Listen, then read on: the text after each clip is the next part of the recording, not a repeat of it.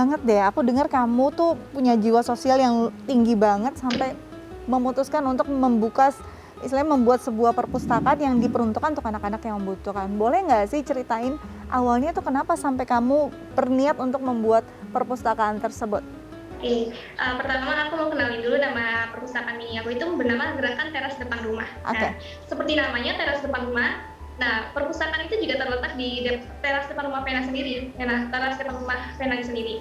Nah, awal mulanya itu Vena memikirkan sebuah pemikiran dari pengalaman Vena menjadi penulis juga. Vena kebetulan juga menulis sejak SD. Nah, dari menulis itu Vena mempunyai pembaca. Nah, pembaca itu sering banget kontak Vena nih. Kontak Vena lewat media sosial, mereka bilang suka dengan karya Vena, suka dengan karya-karya Vena, pengen jadi penulis juga.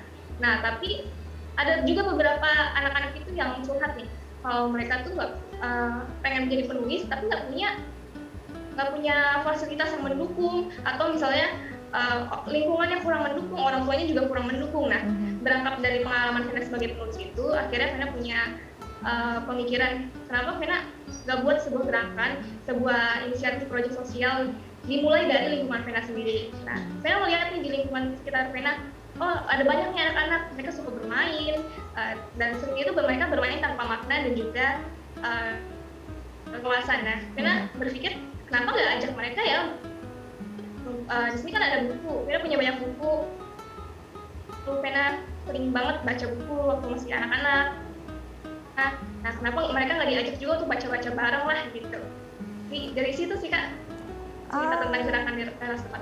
Seru banget. Jadi dari kecil sebenarnya sudah dipupuk ya, Vena ini suka nulis. Dan ternyata ini terus sampai di usia remajanya. Dan ini akhirnya dikembangkan untuk bisa berbagi juga untuk teman-teman atau anak-anak yang lain. Karena maunya banyak yang bisa dirangkul, berarti kamu perlu dong donasi buku. Kamu dapat donasi dari mana aja? Vena donasi itu dapat teman-teman Vena dari senior-senior Vena di dunia penulisan. Jovita pernah menyumbang juga untuk anak-anak.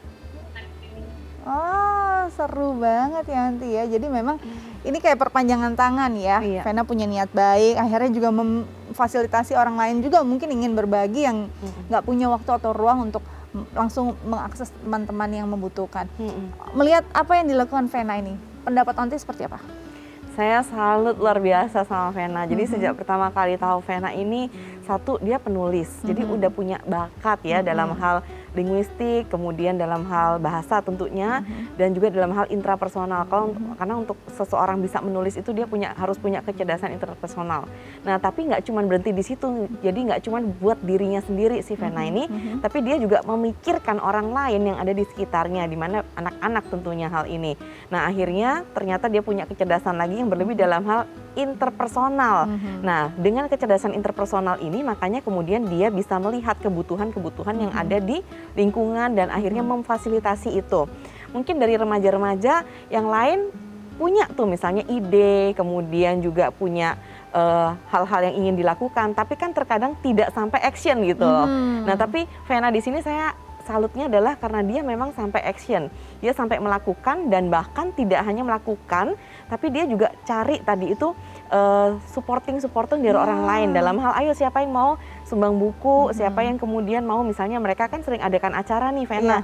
Jadi untuk teras depan rumah ini nggak cuma memfasilitasi anak-anak untuk kemudian datang membaca buku bersama, berdiskusi bersama Vena selaku sang penulis, tapi juga punya kegiatan-kegiatan yang memang dilakukan dengan rutin. Misalnya ada kegiatan lomba baca puisinya, terus kemudian ada menulis dan sebagainya. Jadi memang benar-benar kegiatan yang dirangkai sama Vena ini benar-benar penuh dan memang dia mencurahkan seluruh energi dan tenaganya ke sana untuk membantu anak-anak lain. Apa yang bisa dilakukan orang tua? Ini mungkin kondisinya Vena memang rutin menulis, dia punya koleksi buku yang banyak. Tapi kadang bisa jadi seseorang switch, tiba-tiba dia berpikir mau melakukan suatu hal yang besar, mungkin orang tuanya saat itu belum bisa support. Apa yang bisa dilakukan orang tua melihat niat anaknya yang baik ini, tapi orang tuanya mungkin belum bisa support sejauh itu? Ya. Nah, sebetulnya support yang dilakukan orang tua itu nggak harus dalam bentuk materi ya. Betul. Tapi lebih ke arah dalam bentuk asal merasa bahwa inginkan itu adalah hal yang baik, nak. Jadi supportnya dalam bentuk kata-kata, dalam bentuk kata-kata pujian, dan dalam bentuk bilang bahwa mama mendukung penuh usaha kamu. Itu aja sebenarnya udah cukup loh buat Udah remaja. cukup, betul. Jadi kata-kata penguatan, apalagi didukung dengan doa tentunya.